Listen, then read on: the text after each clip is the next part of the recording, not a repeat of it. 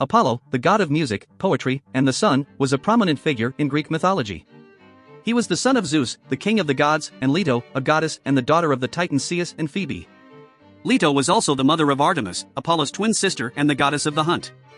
As the son of Zeus, Apollo had a unique and complex relationship with the king of the gods.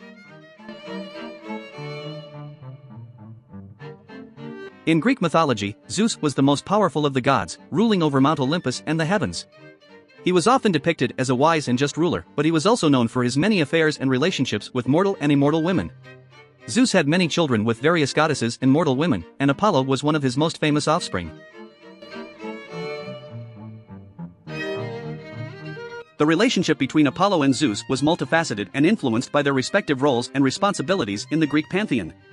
As the king of the gods, Zeus held a position of authority and power over all the other gods and goddesses, including his own children. Apollo, on the other hand, was a significant deity in his own right, associated with music, poetry, and the sun. This dynamic created a complex and sometimes contentious relationship between father and son.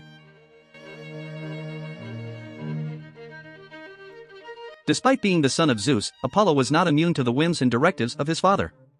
Like all the other gods and goddesses, Apollo had to obey Zeus's commands and respect his authority. This was evident in several myths and stories from Greek mythology, where Zeus intervened in Apollo's affairs and made decisions that affected the god of music and poetry. One famous example of Zeus's influence over Apollo was the myth of Apollo and the python. According to the myth, Apollo was commanded by Zeus to slay the monstrous serpent Python, which had been terrorizing the land of Delphi.